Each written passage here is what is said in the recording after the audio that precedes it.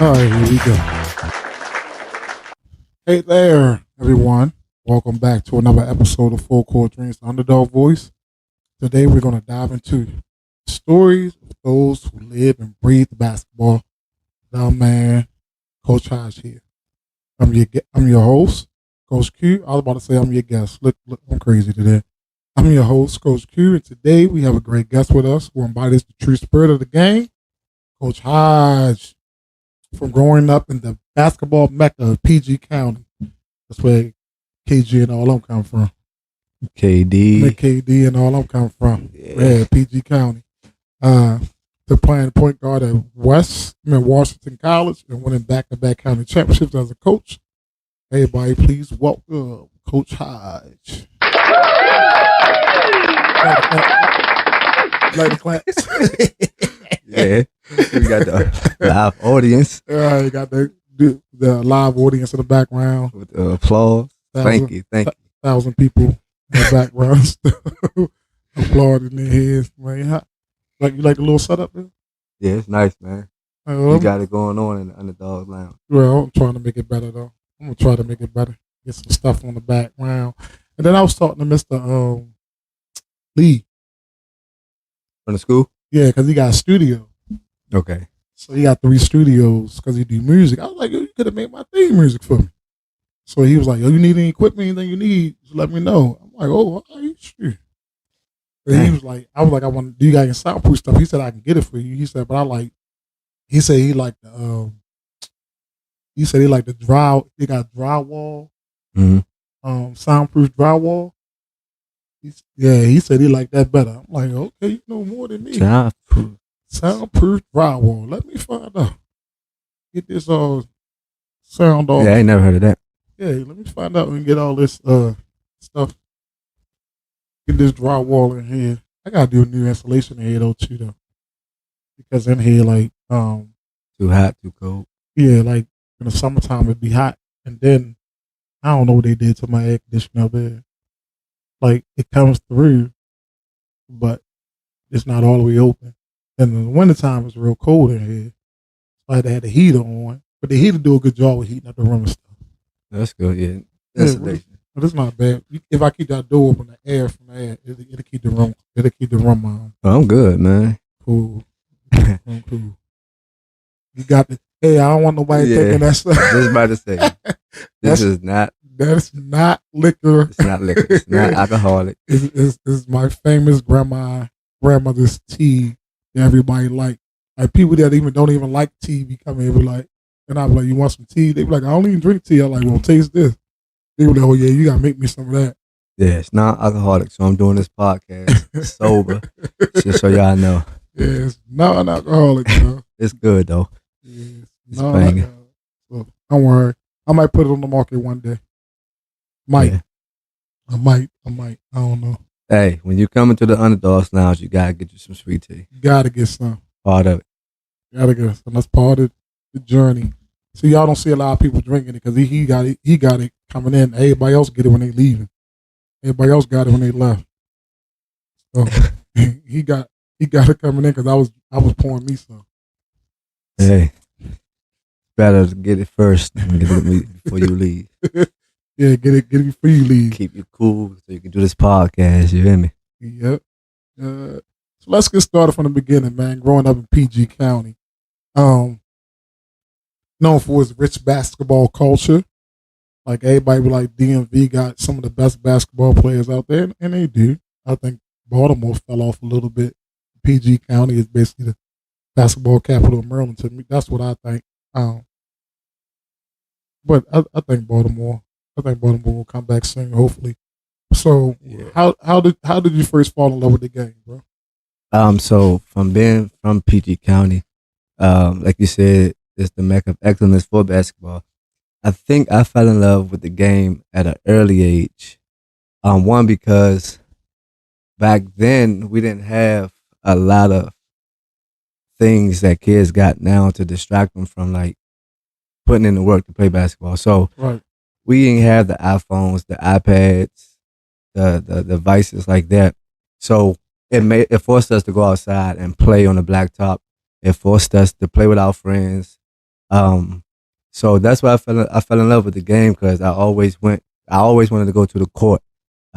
Once my mother put a basketball in my hand, I just fell in love with the game from that point, and then just hanging around dudes that fell in love with the game too made it even more the better because now you playing with your friends and you playing against like different dudes from the neighborhood, and you just fall in love with it. You fall in love with the grind. You fall in love with the the game in the sense of you want to be better for yourself, but also you growing up where I grew at, you believe that this can, you know what I mean, this can be a tool to take you out of the hood, or this can be a tool to, you know, make your life better or make your family life better. So I fell in love with it because I looked at it as this is a dream for me. I can actually dream playing this game, and so that was where I fell in love with it at the beginning, at like age 8.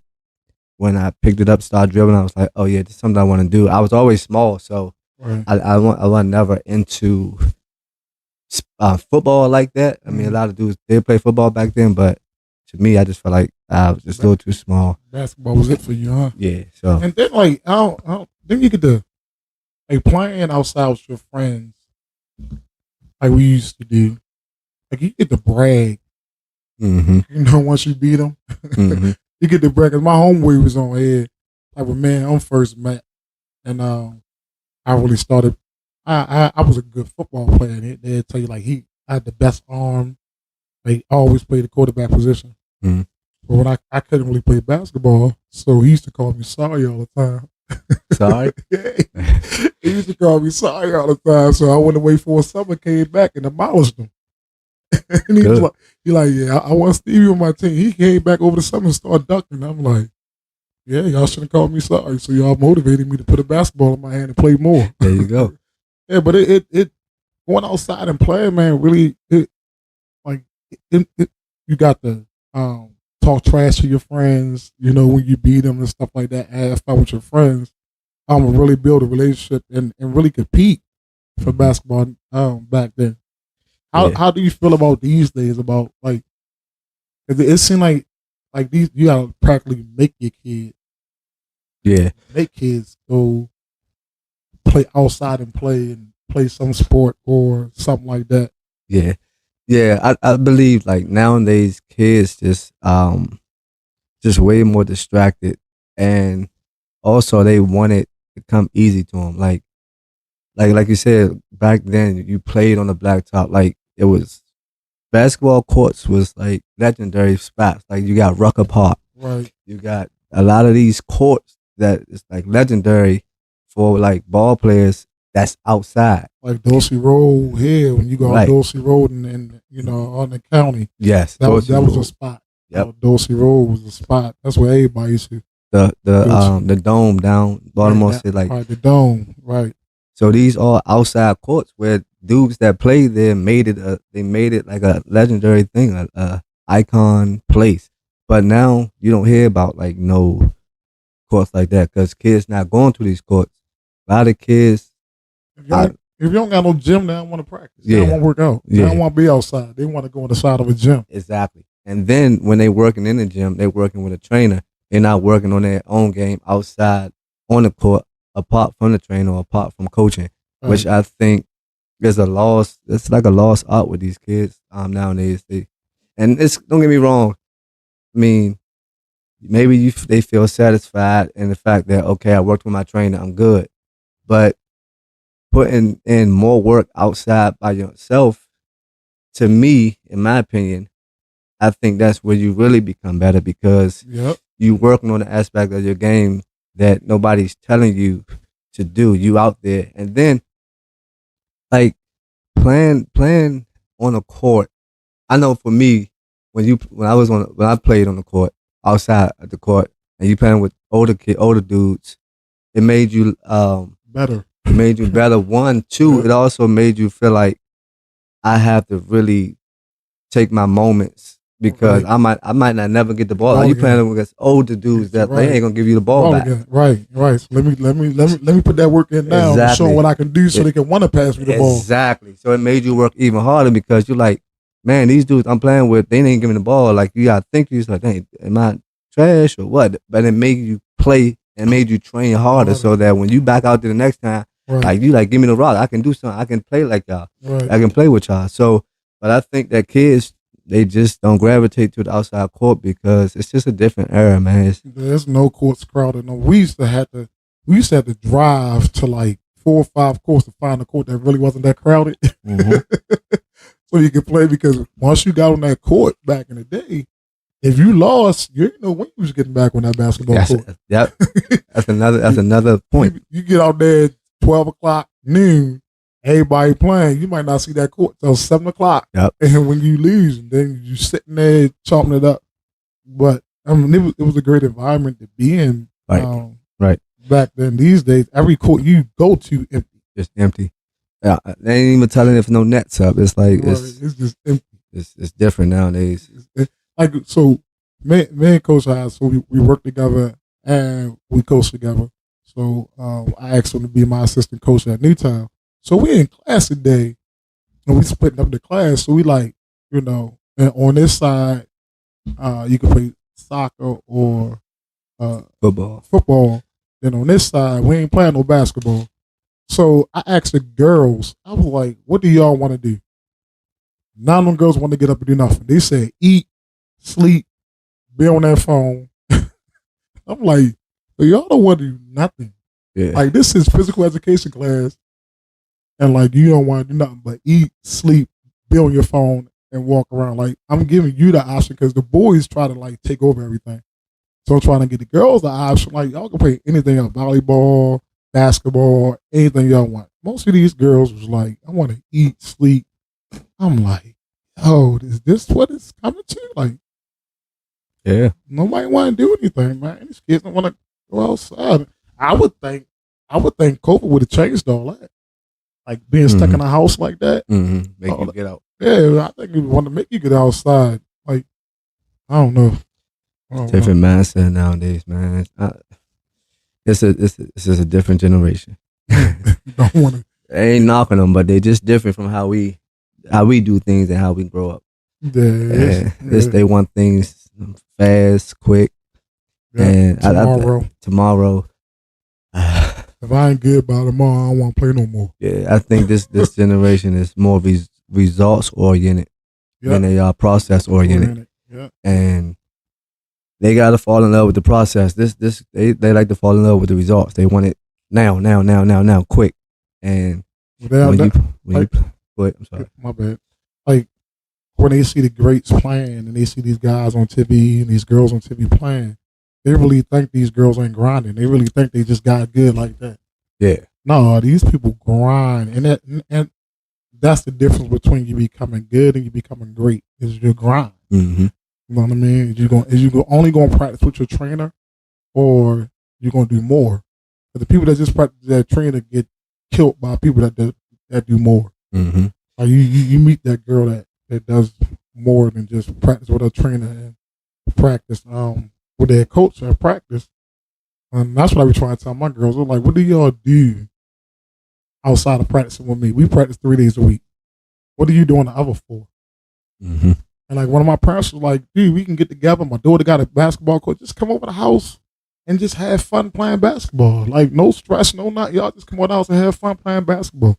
Mm-hmm. I think that's one way you get better, is by going out and having fun, working on your game. And this guy was talking about train more, play more one-on-one and more 3-on-3 basketball, which I think is great. Playing one-on-one, because you can't hide. Playing 5-on-5, you can hide. Yeah. Playing a 3-on-3 and one-on-one, you got to be disciplined. Yep. You got to be disciplined. So I think more kids should play one-on-one basketball, 3-on-3 basketball. I agree. But going back to what you said, like with your team, I think also these kids not process oriented or things like that. I think they miss the fact that wanting it now and wanting it fast and being results oriented makes them not really be grateful for the skills they got. So like you were saying, like the difference between a good player and a great player is the great players are process oriented, and they it's ugly. The process is Ugly, ugly, right? and a lot of kids nowadays they don't want to be ugly. They care about public opinion. Everything they got to be cute and everything.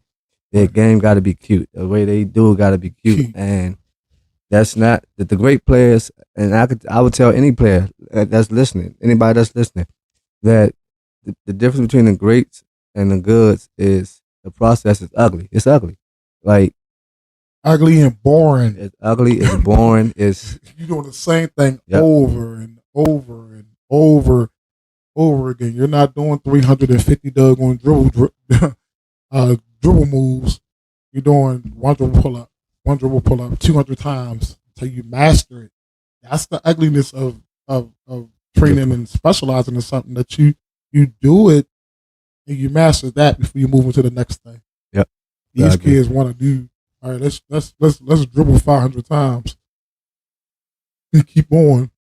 Stop after 5 minutes. Then let's go shoot threes. No, we ain't doing all that. Yeah. We ain't doing all that. It's a form shooting process. You want to get better at shooting? We're going to be doing form shooting for a month, huh? Yep. Yeah, we're doing form shooting for a month. Like so Drew Hanlon, right? I had him kind of my school.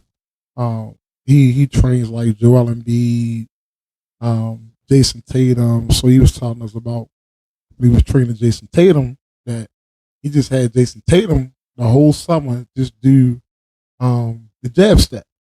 So it's like, why am I doing the jab step all? You gotta master it. Now look at Jalen's jab step. Yeah, shout out to Jason Tatum. And they're in the finals Jason tonight. Tatum, right. So look at Jason Tatum jab step now. Like it's a beast. Like, cause you gotta perfect that jab. You know what I mean? Kobe Bryant. Listen to Gilbert Arenas today. Dude shot. He said he prepared for everything. He prepared for when he got hurt. He said, I sit there and watch that man shoot 200 shots left-handed. Wow. And then, when Kobe hurt his right shoulder, he started shooting the ball with his left hand. He prepared himself for things that probably would never happen. You know what I mean? But he hurt his shoulder and he had to shoot left hand. But he prepared himself for it. He never knew he was going to hurt his shoulder or not. He just took 200 left-hand shots with the ball every day. Mm-hmm. Different. You know what I mean? And that's how I learned how to shoot left-handed too, because what inspired me to shoot left-handed was Bo Kimball. When he was shooting left-handed from the free throw line. Mm-hmm. So I'm like, let me try that. So I just started shooting my left hand and I can shoot with both hands. Mm-hmm. So I don't know. It's a process, man. It's a process. All right, so you spent countless hours honing your skills and things like that, as we was just talking about being out on the basketball court, but not just on the basketball court, but also through premier coaching clinics. So, how did these experiences shape your understanding of the game? I would say for me, it shaped my experience. I just sitting and listening and taking notes, listening to these coaches that have been there, done that, giving back and trying to glean from their wisdom and their knowledge of the game. Taking what I can take from them in order to make myself better, make my team better, and make the people around me better.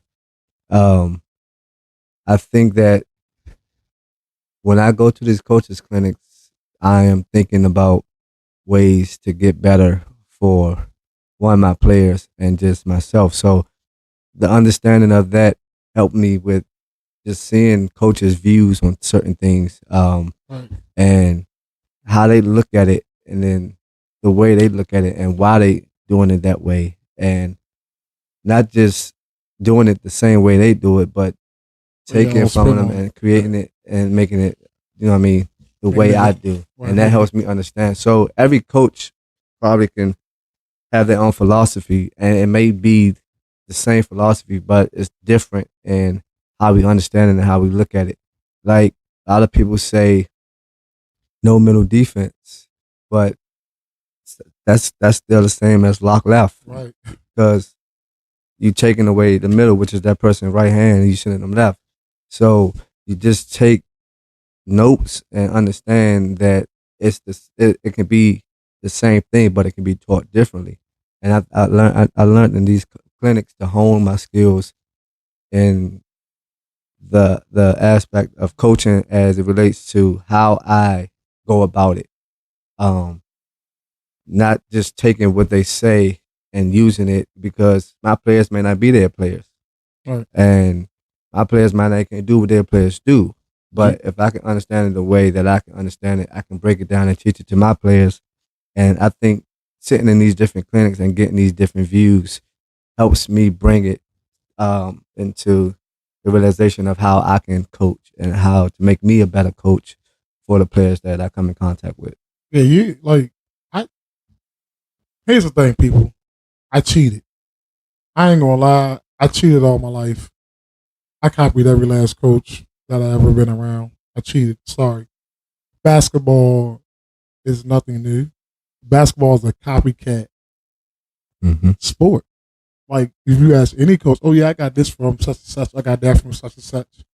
But I added my own twist to it. Mm-hmm. So it can better help out me and my players. So I cheat, dude. I take stuff from everybody.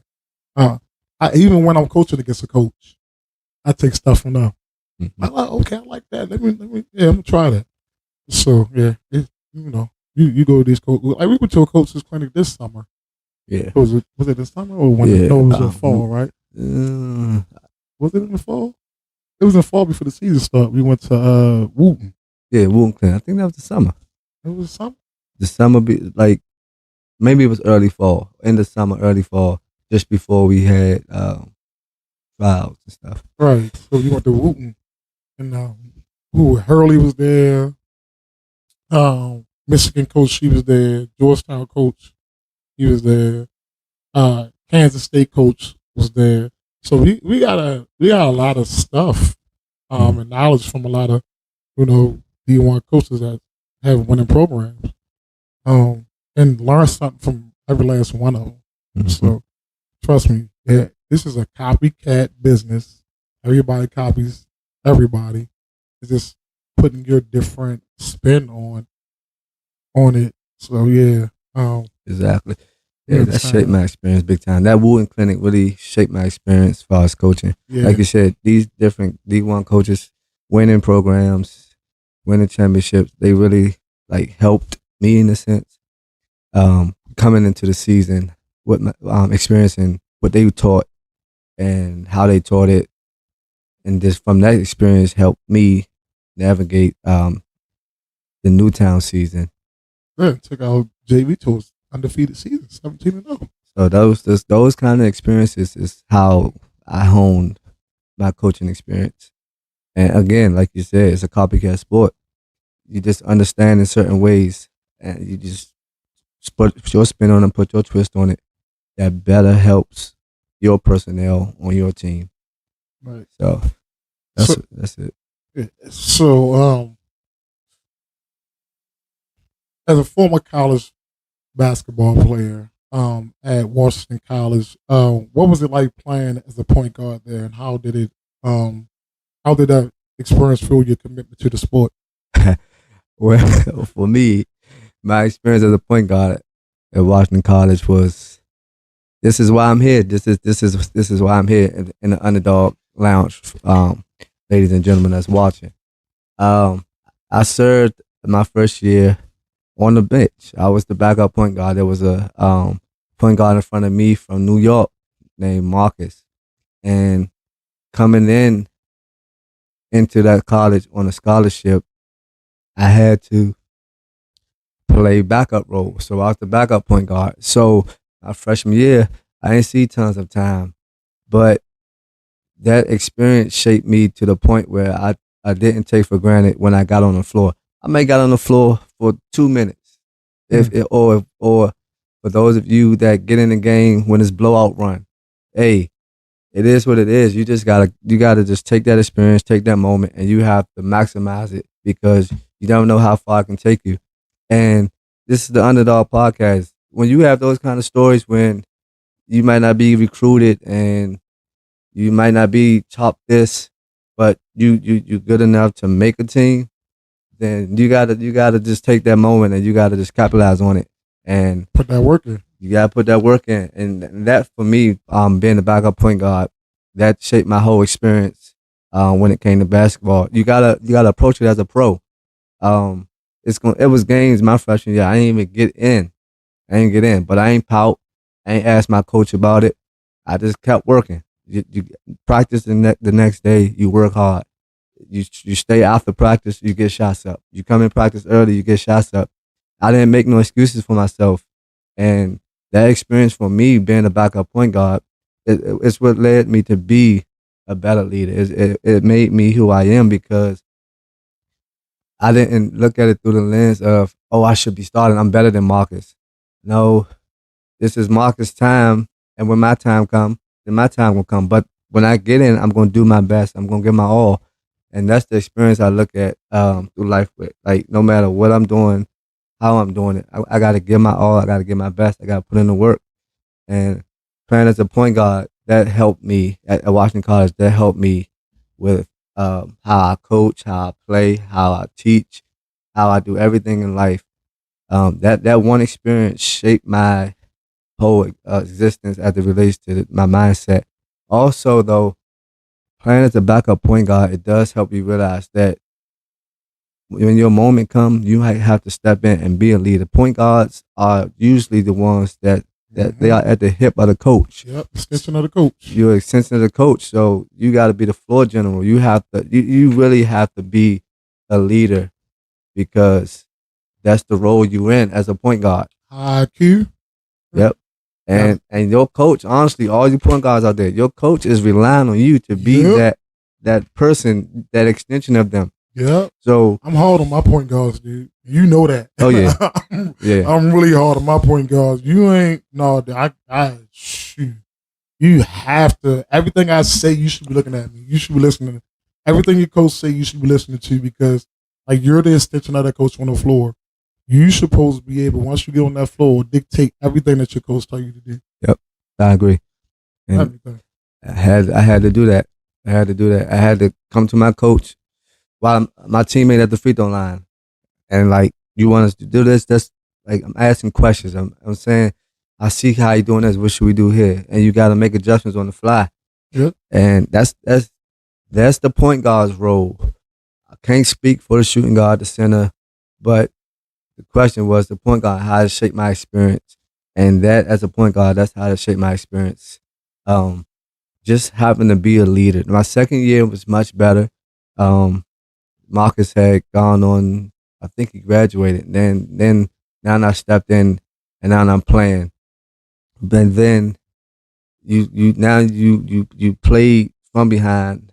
Now this second year, your sophomore year, now you actually playing and you starting games. Now it looks different. So now you got a little bit more responsibility. Mm-hmm. You got a little bit more on your shoulders, and now it's different. You gotta make decisions. You have to put people in positions to succeed. You gotta do all these things as a point guard, and even in life, like you gotta be for people around you, that you wouldn't think that you would in a natural sense. You wouldn't think that you would, but now you have to because now you're in this role where you have to make others better, or you have to bring along the person that's behind you now.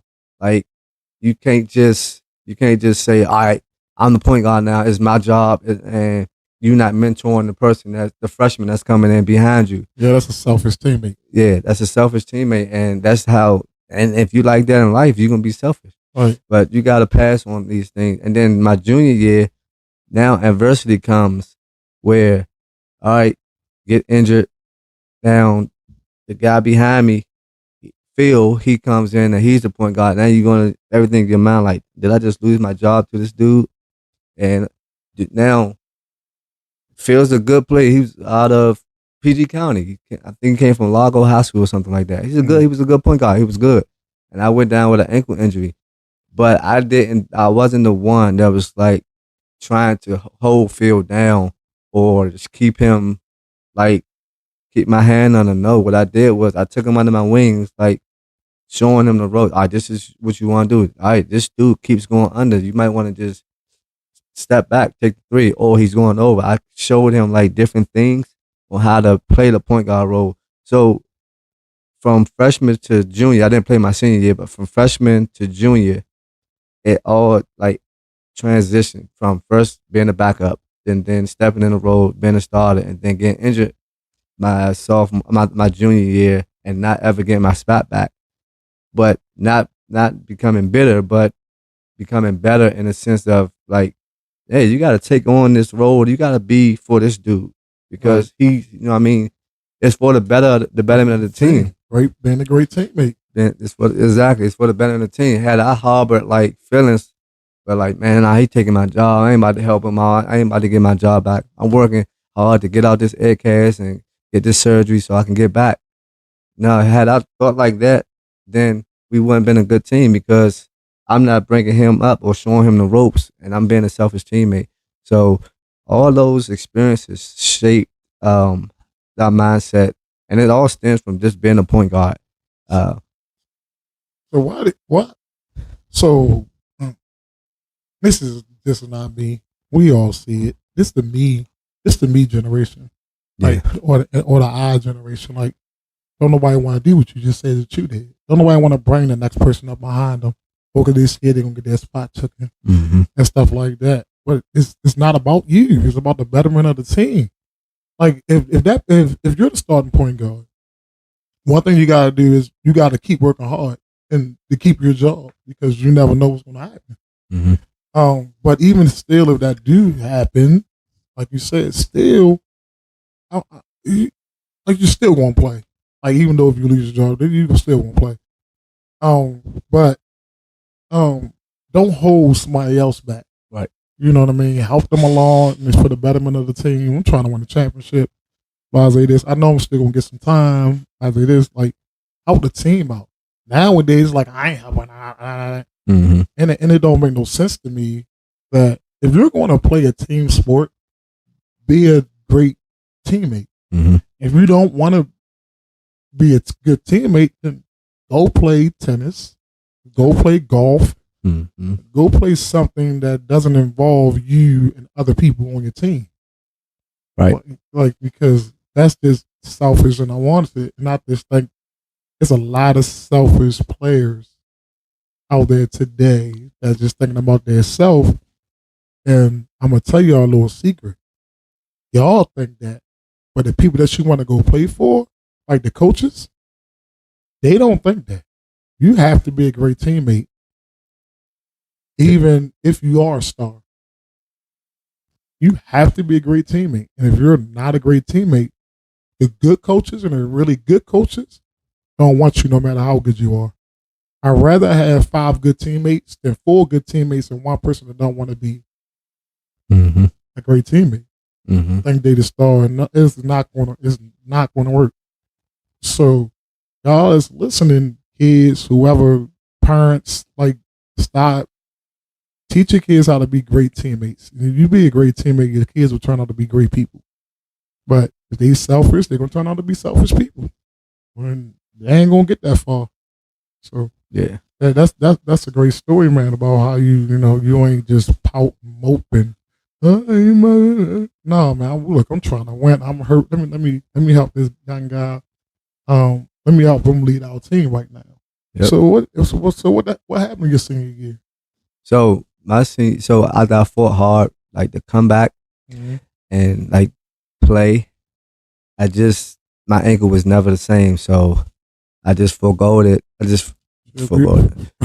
just didn't do it, but I did stay close to the team. So I started to come on as a coach. So this is where the coaching aspect came on for me. So I played 3 years, and then I didn't go and play my senior year. So I stayed on the staff, just not paid, just stayed volunteer because I loved the game that much. I didn't want to leave it. Right. So I just stayed in the role of like I would say a self-proclaimed college coach. I wasn't on the staff now, but I'm just there and I'm just like gleaning and listening and just like advising, you know what I mean, the kids that came on from behind me. And so and Phil, who came behind me, the same kid that I didn't have resent and envy for, but I did take him under my wing. To this day, I'm not taking credit for it. To this day, I think he's coaching right now. Oh, So yeah, he's coaching, and I believe he's doing a good job at it. But had I been like, man, I'm not about to deal with Phil. Who knows what it went. right. Who knows But where? from there, it just took me to now wanting to coach now, like falling in love with like still mentoring and helping and teaching the game.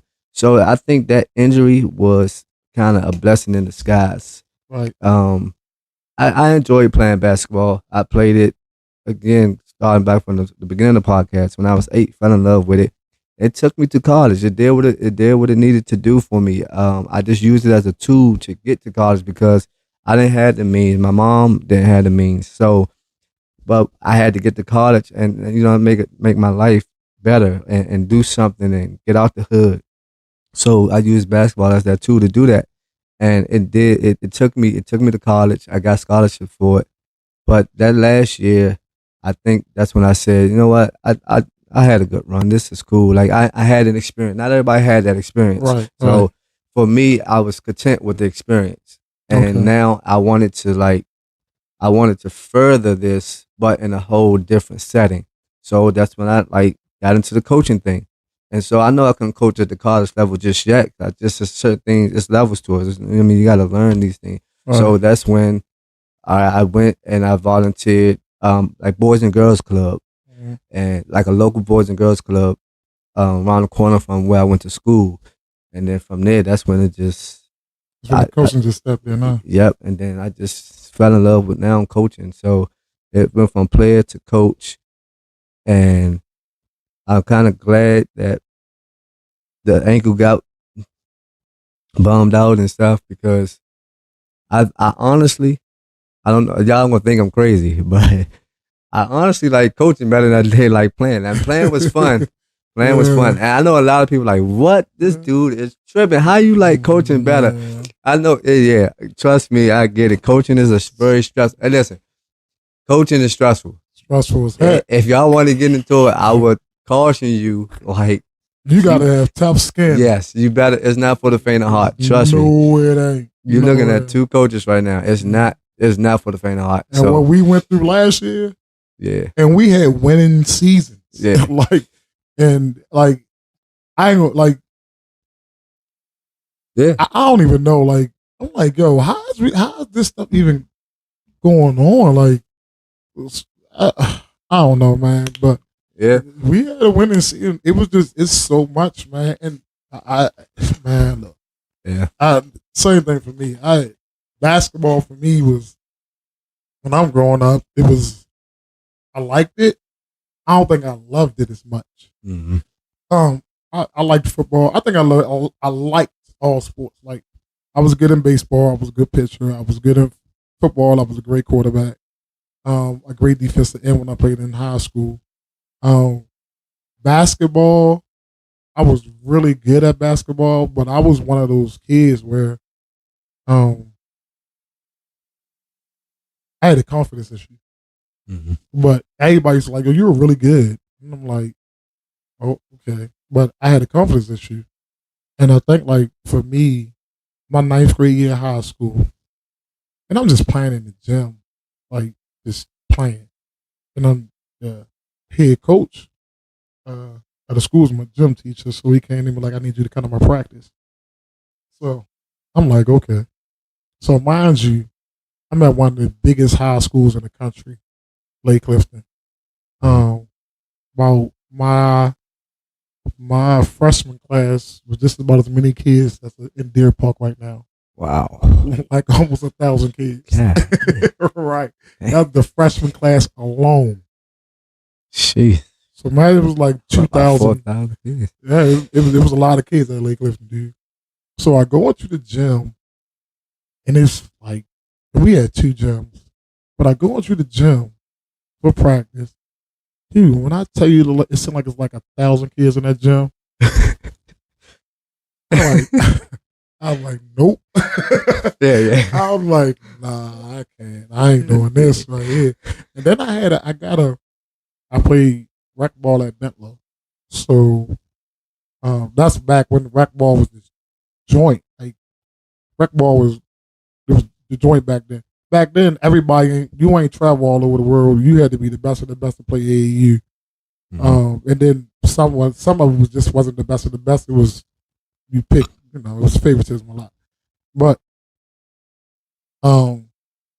we did a thing at Towson Catholic, and then Towson Catholic went to my coach and was like, "Hey, get him to sign his contract. We want him to come up here and play basketball." This is at a private school. I wouldn't have to pay nothing. Never told my mother about it till last year. Wow. Hey, yo, this like 40-something years later. Yo, my mother never knew. Wow. I never told my mom because back then, like I said, I wanted to be with my homeboys at Lake Clifton. I didn't want to get out my comfort zone, and that's why I'm so stickler about my girls getting on their comfort zone now because who knows what I would have been if I would have just took that. Do I regret it? I should have took it to see what type of experience I would have had. But am I happy where I'm at now? Yeah, because I got to help other people. Right, just like the coaching thing. Now I started coaching. I love coaching. I don't ever want to let nobody down. Not as far since I was winning or losing, but allowing somebody that really want to play basketball. I wanted to be the best coach I could be for them. So that's why I never stopped learning about the game. Because if I'm going to coach, I'm going to do it the right way. Right. I'm a hard coach, but I care about my players. But anybody out there that don't think I do because you think I'm playing favorite, I do have my favorites. My favorites are the ones that's like Coach Hodge. Come to the gym early, leave late, work hard. I don't got hardly say nothing to. Like, that's every coach out here favorite player. Like, so your coach said, every coach got favorites, and the favorites are the ones that work hard. That work hard, give it all they got, never lollygags, never late to practice, never, like, that's their favorite players. That's who they're going to pay most attention to. So, you can say a coach showing favoritism all he wants. That's not the truth. It's just that he's going to pay more attention to the people that are giving him more. And so I fell in love with coaching. I like it. Sometimes it's a headache. Sometimes I be like, man, I don't even want to do this no more. Yeah. Really. But then, you know what, yo? Every time I say that, I get a text. Or I get an email. Coach, I really appreciate what you did for my daughter. Coach, I really appreciate this. I know nobody don't hardly tell you, but you're really doing a great job. Then I be like, all right, let me go coach again. Yeah. Like you get those, like you get a player telling you, Coach, you're the most productive coach I ever had. Wow. You know what I mean? So those moments, out of 1,000 people talking bad about you, like you're the worst coach in the freaking world and you're winning, like, like, and your daughter playing. Like, I didn't understand that, dude. Like, getting playing time. You calling me worst coach in the world. It was. Yeah, that head coach position, man, it's a lonely place. It's a lonely place, bro. It gets lonely. Again, if y'all want to do this, man, it's not easy. And when I say I love coaching, let me just paraphrase. I don't mean I love coaching. I love that a player, helping a player, teaching a player. I love the fact that I can help that player be impactful in life. Right. Right. That's what I mean by that. Like I can come in involved with a player who's raw, never played the game, and develop them 4 years from now, and everybody wants her. That's the part I love. Right. The X's and O's, all that other stuff, anybody can do X's and O's, but a lot of people can't develop. Everybody can do X's and O's, but a lot of people don't know how to develop a player into a person, and that's what we supposed to be doing as coaches, is teaching these kids life lessons through basketball, helping them through every adversity that they're going to go through. Because you're going to go through a lot of adversity in basketball. Like you're going to be on somebody's bench. So, and my girls in college, like Some of them don't get that much playing time. Some of them do. Some of them got to sit on the bench. But you know what? They're dealing with it. They're dealing with it. Unless it's malicious and is mentally whistling to them, they're dealing with it. They're dealing with, okay, I'm going to wait my turn. I'm going to still stay in the gym. Why this, why that? Because they've been through it. With me, and a lot of my girls, again, y'all hear me say this, do not like soft coaches. So if you soft, they don't even want to play for you. Like, they want you to tell them what they're doing wrong. They want you to be hard on. They want you to push them and all that. So, something you got to do. Something you got to do, coaches. Something you got to do. So we just talked about you transitioning from a player to a coach and that significant shift and what motivated you to become a coach and how your playing experience had in. How did the playing experience inform your coaching style? Okay. It informed my coaching style so me playing, I would say I don't coach the way I played. I know a lot of people, a lot of players who turn coaches. Some of them coach the way they used to play, but my game, the way I play is different nowadays to how these kids play. We didn't really have a 3-ball like that. The rules has changed now. Some people can put their hand under the ball. That used to be a carry back there. Right. So some people take 25 steps. They ain't travel no more. So it's different. So I adapted my coaching style from my playing style. I took certain things from my playing style, but when I coach from the standpoint of I see a player as a blank canvas, and I try to hone their strengths individually and make it fit the collective group as a whole. Because we all have a common goal, and that's whatever our goal is, whether it's to play as a team, defend as a team, win as a team, whatever the goal is, you take individuals and you try to take their strengths and put it all together. So I look at it from like a blank canvas. Like, okay, you do this well, you need to do this well. You don't do this well. You need to fix that and make that well so it can fit the whole group. I didn't play like that. I played more so as an assist guy. I would say that I want a scorer. I was an assist and defense person when I played, and so I don't coach assist and defense. I coach team. So my style is we have to play team ball. You gotta defend as a team. You offensively, you have to pass, cut, set screens, things like that. So my playing style that didn't really inform my coaching style that much. What it did was show me all the wrong I did as a player, and it helped me look as a coach not to show my players. So look at my players and be like, okay, I did this wrong as a player. Mm-hmm. You can do this right because I did this wrong already. Mm-hmm. So it informed it in that aspect of, okay, I already made the mistakes. Now I'm gonna show you how not to make the mistakes because I already made it. I know what it is to do this wrong and have improper footwork or have bad shot mechanics, all those things. I already know that those stuff is wrong at being a player. So as a coach, I'm trying to show you not to do that. I'm not trying to change your jump. I'm not trying to change your footwork. I'm just trying to tell you I made those mistakes, and this is going to help you better if you do it this way. So it informed my coaching that on that front, that my bad habits, I'm trying to not let you have those same bad habits. Right. So I like I told you, I don't train that much anymore. Like I still do a little bit of workouts here and there, but like I told you, I'm changing my training style to more game like training. Like I don't just only way I would train a person 1-on-1 now is we specializing in something. Like if you really want to work on your shooting, that's all we doing all day. Like we doing form shooting to correct some mechanic issues and stuff like that. But on training, it got to be at least 3 people.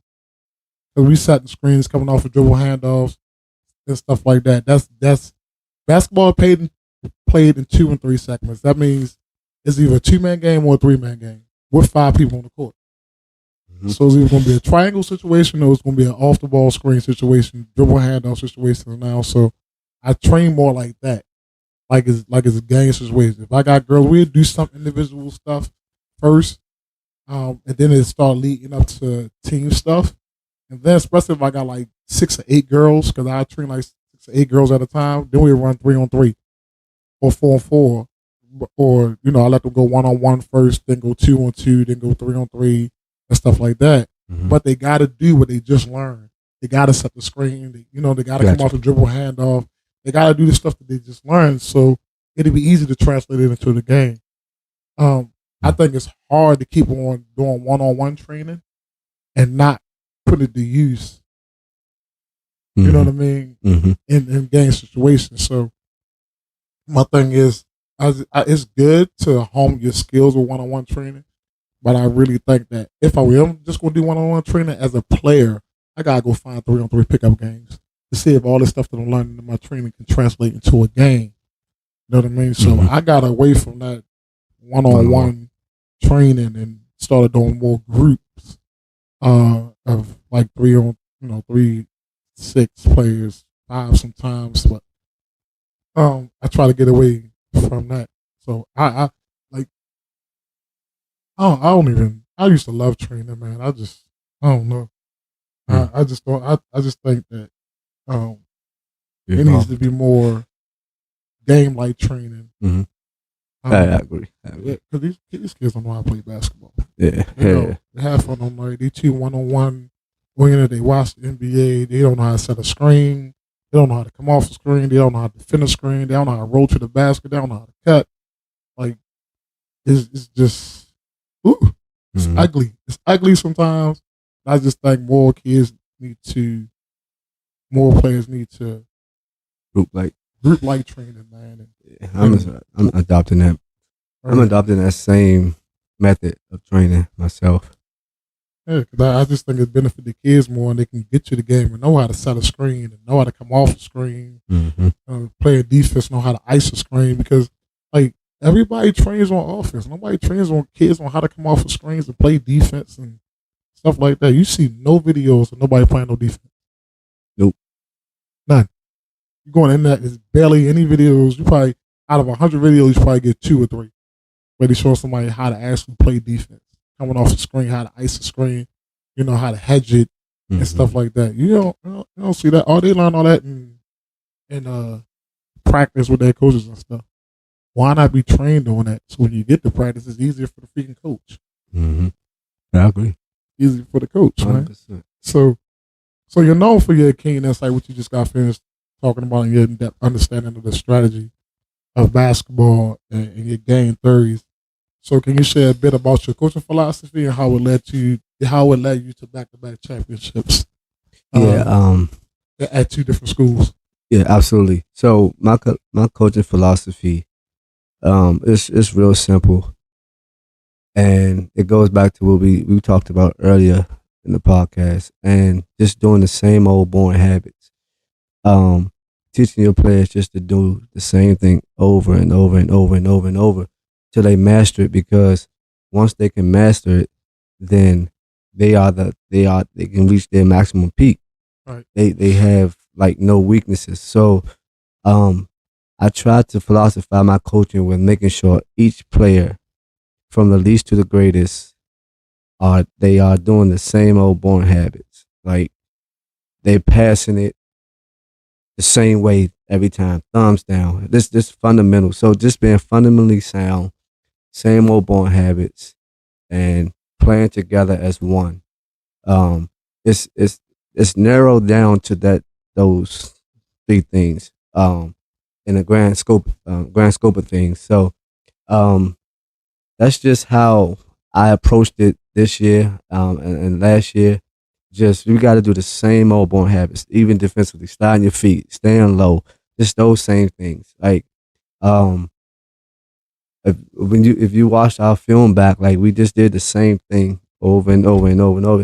If you look at the film, it's gonna look like, oh, they do that every game, but what that is doing is preparing them, like, as they go up to be disciplined and do the same thing, whatever coach they get. That coach is going to require them to do what he asks for them to do. So they have to be doing the same thing over and over and over and over. Like how you always teach it, pass and cut, or uh, um, come on the read line, cut back door. Things that it's just the same old born habits, over and over and over. Let's become automatic. Exactly. So that's the philosophy I have. You got to do the same thing. You might not get it the first time, but you got to keep doing it over and over and over. Right. So continue to pass and cut. Continue to do a Laker cut. You got to keep doing it. Okay, coach, we do this every practice. Yeah, that's cool. That's cool. I want you to do it every practice. Yeah, do it every practice. It's basketball. You're learning how to play the game of basketball with these little things that you think is so boring. Like, but when you do it in the game, you be like, yo, like, that's a great play. No, that's not a play. It's just you playing basketball, right? Because you know where the defense is going to be at. You know the movement. You know, all right, if I pass you the post, their feet not in the paint, I'm going to Laker cut it. If their feet is in the paint, it's their decision to score or not.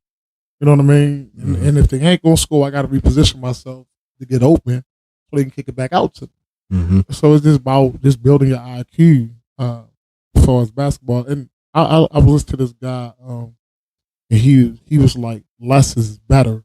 He was like, his team was doing everything. He said how they defended the screen. They was doing like 6-7 different things defending the screen. So he said the next year, the only thing they did, they hard hedged and they hedged. And he said the defense was better. He said so he cut it down less and it just made the team much better. So that's it right there. So so you had 2 back-to-back county championships at 2 different schools. All right, so let's talk about those 2 different schools. Okay.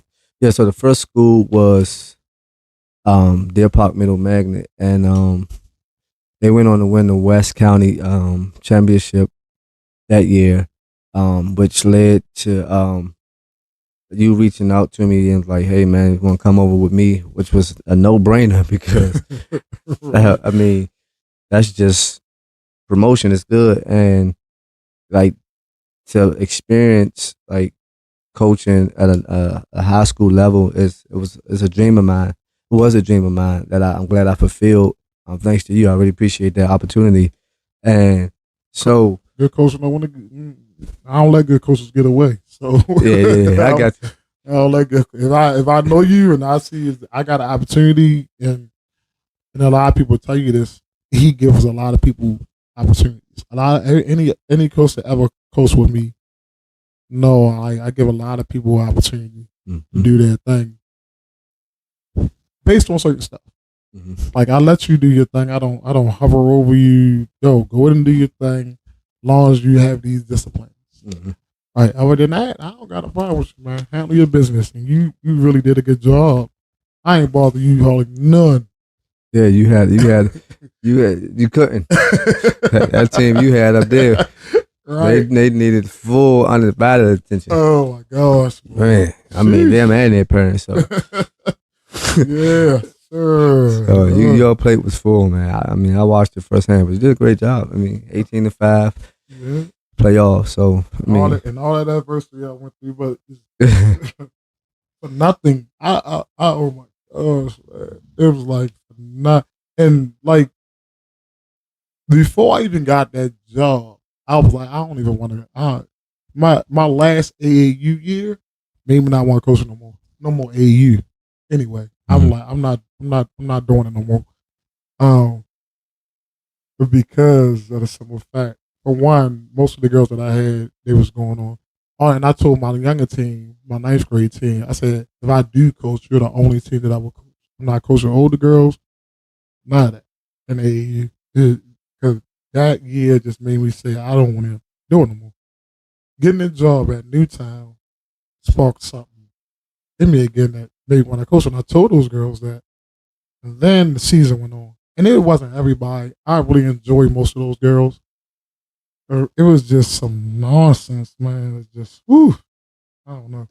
But it comes with the territory, you know. Long as you got a good AD dude that got your back, you don't got nothing to worry about. And I think I was fortunate to have in my high school coaching career two really good AD that really had my back. Mm-hmm. They know how I coach. They know my coaching style, but they also know.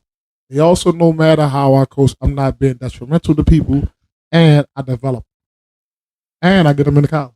Mm-hmm. I help them get into schools. Mm-hmm. So, um, I'm not an easy coach. I am not somebody you're gonna come in there, push over, and stuff. No, I don't care if you Michael Jordan. You ain't working hard. You ain't playing. Mm-hmm. I don't care how good you are. Your parent can be mad. You can transfer. You can. I don't. I'm not a. I'm not a. I'm gonna run after you. No, I don't want you to leave. Go. Bye. See you later. Mm-hmm. For real, yo. Peace. Yeah, but I think people think I'm arrogant for doing that. No, dude, I don't. I'm not that type of coach that's beg for players. Like, who does that? Who does that? My integrity and my character is way. I'm not doing that. I'm not begging no kid to play for me. Mm-hmm. I'm not. I know how to develop. I can take 5 kids in the 9th grade that don't know how to play basketball, and I guarantee by the 11th grade year we compete. Mm-hmm. Mm-hmm. I never had a problem with development. So go. I'm not the coach for you. Good luck. I ain't mad at you. I will still help you out. Anything, I still help people out that left my organization. All that. Yo, what you doing? I ain't doing. You got coach? Got college match? Nah, I don't got no school. All right, look. I still like you. Still doing your thing. All right, I'm gonna call. Make a couple phone calls to see if I can get you somewhere. Nice. I don't harbor no ill feelings for no player that ever left me. Like, Mm-hmm. because half the time I know it ain't really you. I know it ain't really you. I know most of the time it's your parent in your ear that's trying to live through you. Most of the time. That's what it is. Yep, there he said it. I said it. Yep. Most of the time, that's what it is. The parent trying to live through their child because they wasn't Michael Jordan and they ain't get to play against them. I said it. Yep. I sure enough said it. There's a lot of parents out here trying to make their kid their golden egg. Mm-hmm. You know what I mean? And you gonna get us out the ghetto, or you gonna get us the better man. Look, majority of these kids ain't gonna do it. I'm just telling you, your kid can still be the best player, and you still not get out there. Stuff happens. Stop using your kids to try to make you. Mm-hmm. Yeah, for sure. It don't happen that much, parents. I'm telling you that now. Love your kid, watch them play, enjoy them play, because guess what? It's gonna be gone like that. It's gonna be gone like that, and you gonna forget. Like, why did my kid even play basketball? You're gonna forget all the good memories and watch your kids have fun and play and develop, man. And just let somebody coach them. Mm-hmm. And it was just quote: "Uncoachable kids become unemployed adults." Sound true. Let your kid be coachable. Uncoachable kids become unemployed adults. Wow. Remember that. Wow. So, player development is a crucial part of the coaching, right? So, how do you approach? And you said some stuff about this, but how do you approach developing your players and helping them reach their full potential? You talked about that a little bit. Can you elaborate on that? Yeah. A little bit more? Yeah, absolutely. So, like I was saying earlier, so I see a player as a blank canvas, and I know that basketball requires a certain level of skills in order to be successful. So you just try to develop these kids in order to make them be successful as they can, skill wise. Like, we get a lot of kids that come to us and their skill set is not quite where it needs to be. Yeah. But you don't turn them away because you see potential in them, and so you develop that potential. You don't develop their now. Like, you don't look at them now and say, no. You see a girl. A lot of coaches see 6'7", but not a lot of coaches want to develop the 6'7". Nope. They just want the 6'7" that's gonna come to them and be all of 6'7" and flashy, dunking, shooting, all that. But that 6'7" person had to go through a process of developing, and that's where I come in and I develop that person, that 6'7" frame, that never has skills. Nobody just get born with skills. You can't just come out shooting or dribbling and all that. You have to develop those things. And so the player development and the skill development aspect of the coaching is where I like really lean into, because I feel as though in order for us to succeed, you have to have a certain level of skills. And so we got to just hone in on those skills, whether it's passing, dribbling, shooting.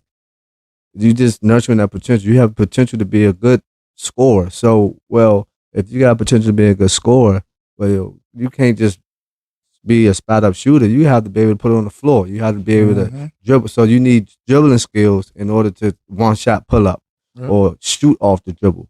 So you need it's so I like to tell players, like, don't skip steps. Y'all want to like just get straight in the gym and think you can be Steph Curry or whoever. When they get in the gym, they shooting threes. I'm like, oh, you don't even know how to shoot yet. Like, why you just throwing the ball up? You like, no, you starting inside, out, so your shot can be the same way. Muscle memory, same way every time. And it's hard because, again, like you said, these kids want it now. You're not going to be a great shooter. No great shooter ever been a great shooter overnight. So all you Steph Curry fans, he'll tell you the same thing. All you Caitlin Clark fans that try to shoot from the logo like she do, she'll tell you the same thing. I didn't develop that overnight. It took me a whole summer and a half to develop that shot that I have right now. Yep. And if you ain't practicing your shot the whole summer, you ain't shooting, you ain't making 200 and something shots a day, you ain't working on your game. You ain't working on your shooting. So you ain't gonna never be a Steph Curry type shooter or a Caitlin Clark type shooter or Asia Wilson type big that can do everything if you ain't working on your game in some sort of way every day. And they, like, for y'all kids who don't want to go outside, you can practice your form inside the house. Yep. Sit on the edge of your bed or your couch, just have a basketball and just practice your form shooting the ball in the air. That's it. Like, do it in your room. Don't do it in your living room, because I don't want your mother making no lamps, no vases. I don't want you breaking up. That good old China. Right. But like, you always work on your game, and not just physically, like mentally. Watch a game. Like, watch your game, watch the basketball game, and get your IQ up. Because I don't care how good you are skill-wise. That's only going to take you so far. If you don't have an IQ about basketball, you're going to be an average player. You got to have high IQ about basketball. I always tell people, you can't be dumb and play basketball. Nope. It ain't going to take you nowhere. Nope. Can't be dumb and play basketball. There's no dumb basketball players. None that's playing professionally that's really, really good. Like, all of them smart. They know angles. Yeah. You got to be smart. Get your math right. Learn math. Learn some good angles. Play tennis. Yep. Play another sport.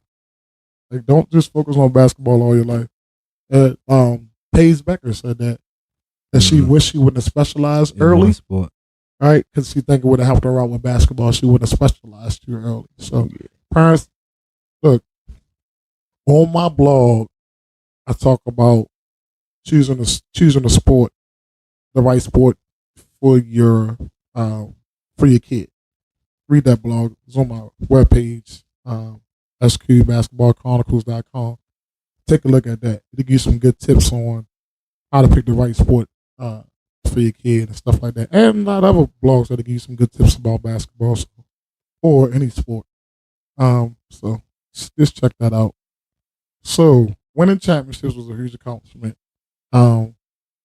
This is our school first time ever going 17-0 to JV. Great job with that. I was hoping varsity could do the same thing, go undefeated, but I had a lot of discipline problems I had to deal with. So all those 5 games that we lost, and I always tell people this, not trying to make no excuse, but it was because of discipline issues. I had to sit people out. Like, yeah, you gotta be disciplined or you ain't playing. 1 of 14. Right, you gotta be disciplined with your schoolwork, all that, or you ain't playing. I'm sorry. So if you don't want to do that, don't come to Newtown. I want discipline. I want disciplined players that really focus on their schoolwork. Because you got to be a student athlete, student before athlete. So if you ain't focused about that, then don't come to Newtown, please. Um, please don't, Mm-hmm. because I can't. I don't want to deal with that. Really, I try to help as much as I can, but mm-mm. You don't want to do no schoolwork. I'm sorry. Stay where you at. Go somewhere else. Not having that. All right. So what are some of the key moments or strategies that help you get our team to 17-0? I think for me, there's some key moments where we we didn't face a lot of adversity this season. Yeah. Mainly because of the landscape of JV and just girls basketball in general. Right. Is down.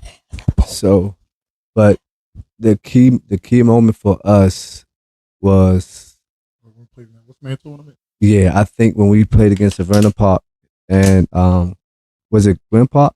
Gwen Park. Yeah, So Gwen two Park. teams that that was our most adversity we had all year long. So we had to just like really fight tooth and nail to like claw out some victories. I think Savannah Park, they played us tough that first half, Mm-hmm. and I think it was a close game going into the halftime. So that was a key moment for us that we came out of half and like that third quarter really showed who we are and who we were, and that I think that captivated our season as a whole, like just sticking together and just not quitting.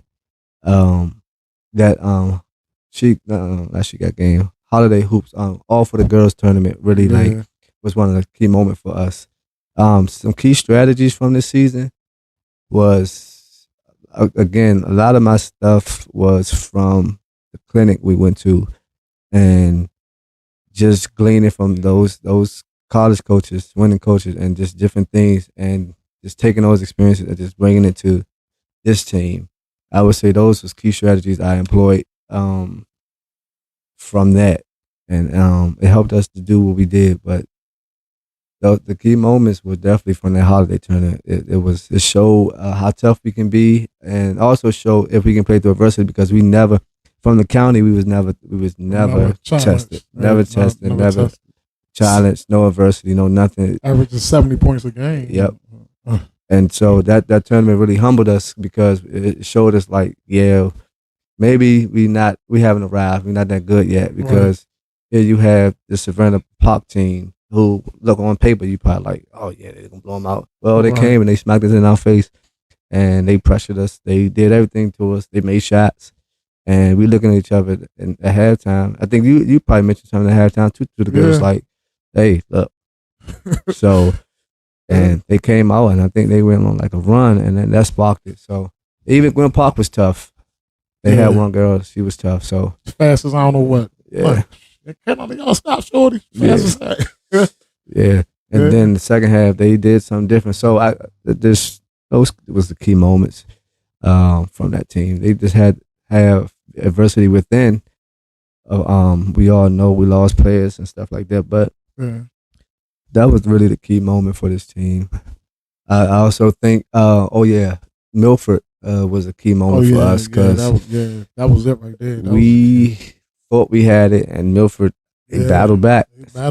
They played tough, and they definitely almost knocked us off. Had that game went on for another 4 minutes, I would say, yeah, we probably would have lost because we just.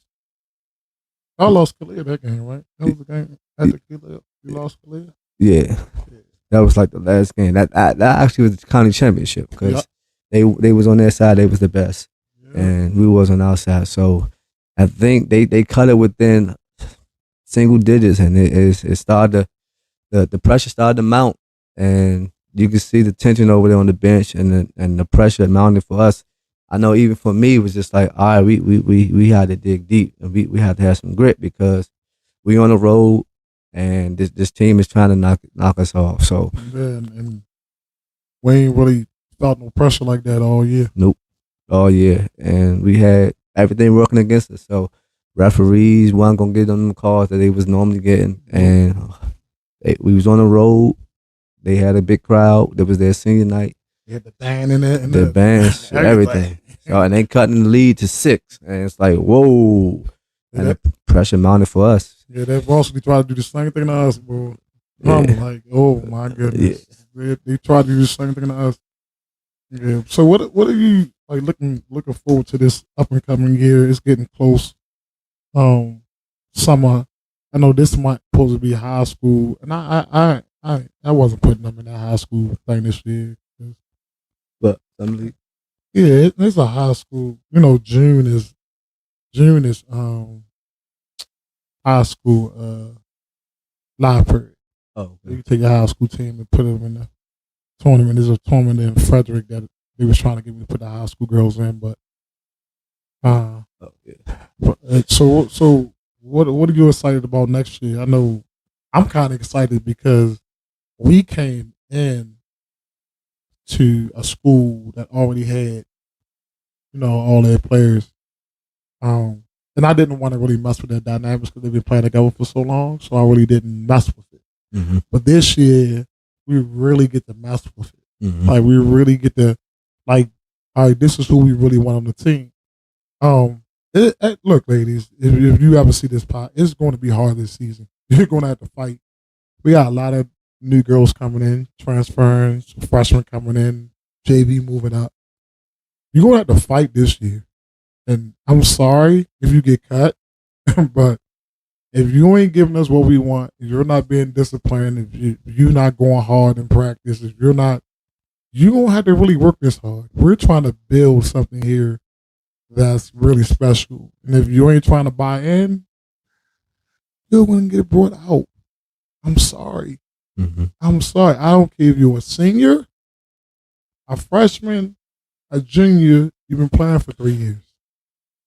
We're trying to build something special at this school and trying to get it back to its glory because we're used to winning basketball at Newtown, boys and girls.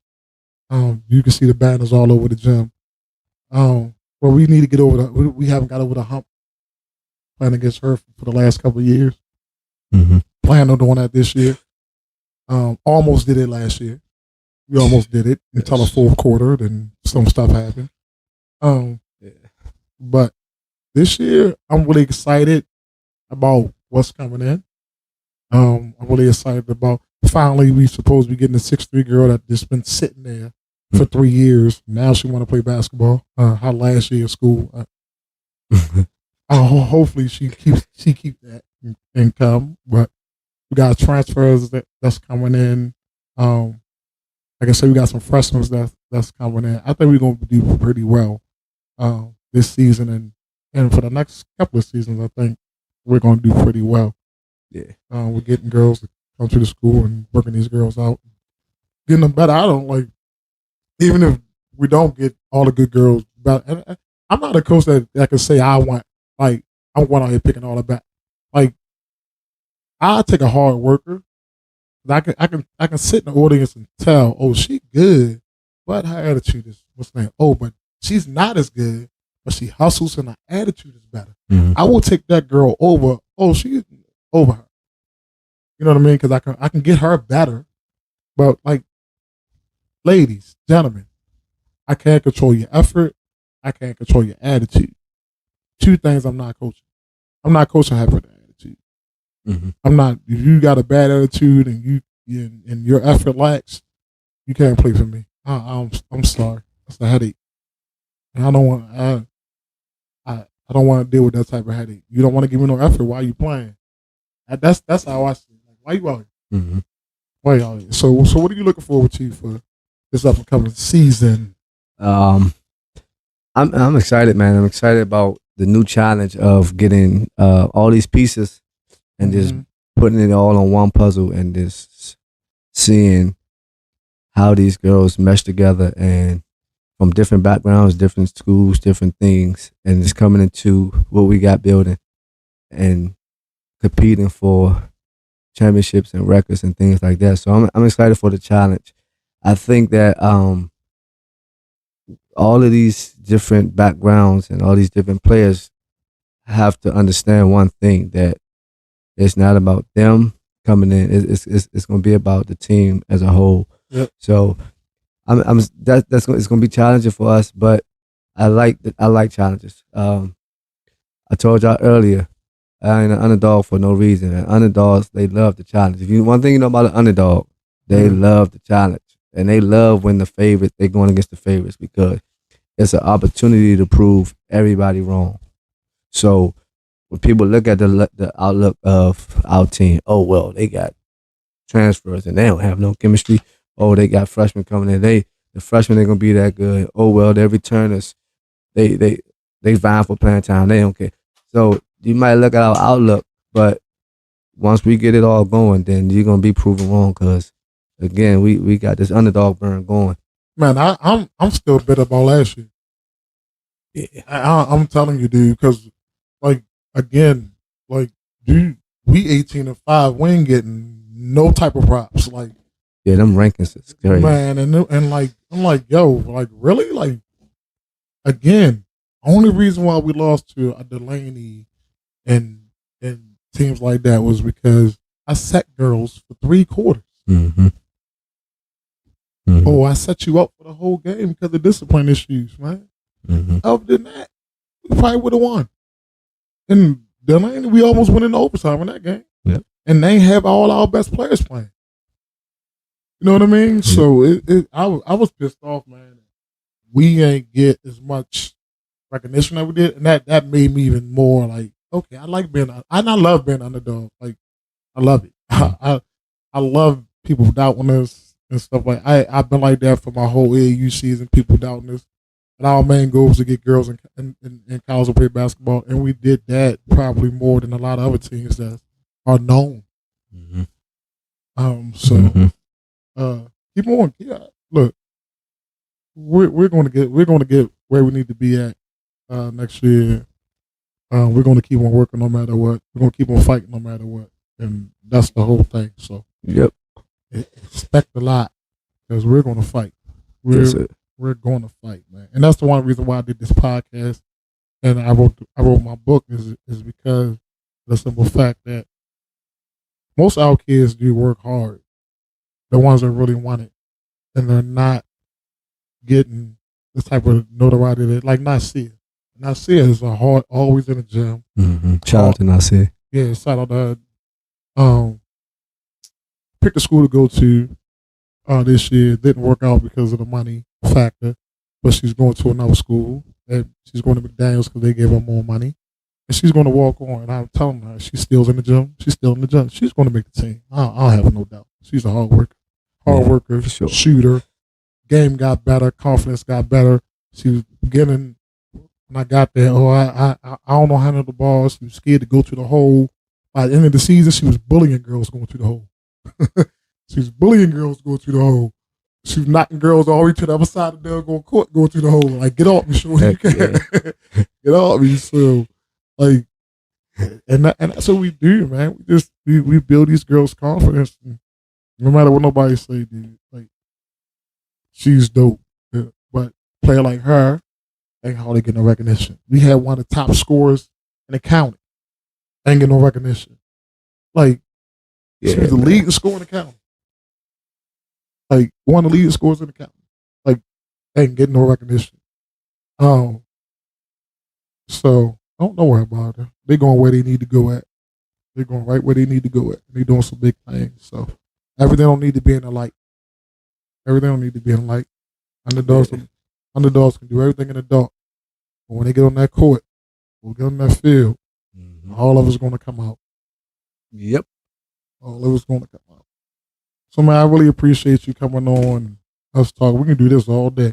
Oh, yeah. And thanks for having me, man. Appreciate it. No problem, man. Like I said, this could be done all day. Yeah. Okay. But, thank you for coming on, man. And your journey was truly inspiring. Some stuff I ain't know. Every time I get somebody on here that I know, we talk about some stuff I don't know. Like, okay. Like, I knew you went to school, but I didn't know where you went at. Mm-hmm. I mean, played. I didn't know where you went at. Yeah. 3 years injured. Well, the college in the mountains, though, ain't it? Not quite the mountains. And it's like it's like rural or like area. He's up there. Columbia. Is it Cumberland somewhere? Yeah, Like that? out that way. Yeah. Out that way. Yep. Somewhere. But the journey was really, really inspiring, man. The story was really inspiring. We're gonna do some big things together. So where can our listeners or who wants to follow you, your coaching journey and insight, where can they find you at on social media? Social media at Antonio J. Hodge on Instagram. That's Antonio J. Hodge on Instagram. Yeah, and look, if you one of the reasons why I asked him to coach because he's a great developer of players. So if you want to try to get trained, like he's a really good trainer, and I don't say that about a lot of trainers. I really don't. Like I don't. But and I'm not a hater on trainers. It's just some of the ones I know, and that girls come and play for me. I'd be like, what the heck are you learning? Like, you ain't doing up and doing dribble drills all day, ain't you? Yeah. Like, yo, they ain't fixed that shot yet. Oh, I know exactly what you're talking about. Like, why you shoot from your knees? Like, I don't know, but I don't know. I don't know. Coach Hodge 15 on X. Yeah, and so like he's a real good trainer. He's stickler. He goes through the fundamentals of the game and stuff like that. So that's one reason why, because he's a great developer. Like if you got a whole coaching staff that know how to develop, you gonna have a really good team. So appreciate that, man. That means a lot. I try to pick my coaches wisely. I ain't gonna talk about that. I try. It's an inside joke. Y'all right, y'all ain't gonna get that. I try. I really do try. Really try. I really try. But we'll be all right, though. Nice having you on, man. Now, look, for everybody else, fantastic. Thank you all for tuning in. Don't forget to follow us on Instagram at SQ Basketball Chronicles. You can catch more of the episodes on Coach Q on YouTube, on Spotify, Amazon Music, and iHeartRadio. For our blog and updates on my book, you can check my book out, Full Court Dreams, JJ's Journey in Basketball and Life. You can check that out. Head over to SQBasketballChronicles.com. Plus, check out our Redbubble store for some cool merchandise, man. We got some good shirts. I know half of y'all not going like this gonna be our way after Father's Day, but we got some cool merchandise. I got a shirt on it today from our merchandise. It's a nice shirt. The underdog father, like the Godfather. So we got some cool merch on there, shirts, coffee cups, everything. Go in there and support us. Help us build a better studio, better sound system, get some stuff for y'all. Get that drywall, that soundproof. That soundproof drywall. I need to get a backdrop, you know what I'm saying? Stuff like that. You know, this ain't easy, but go in there. Right, go in there and it's some nice stuff on there, man. Look, I'm telling you, it's some nice stuff on there. Get some merch out of there, man, and really support us, man, because we ain't going nowhere. This is my 17th show. I'm all booked up for the rest of July and June and July, right? So, look, get on board now. Get on board now, because I'm telling you, I ain't stopping. Yeah, come share your story, man. Somebody need to hear it. Right, come and share. Somebody need to hear your story. You can help somebody out, man. Somebody need to hear your story. Kids, young athletes that got stories they want to tell. If they feel like they're underdog, come on here. Bring your parent in here with you. Y'all come on here and y'all talk about it. We had a couple of kids. I got some kids that ain't from here. They from other states about to come on here soon. So, thank everybody for watching and listening. Until next time.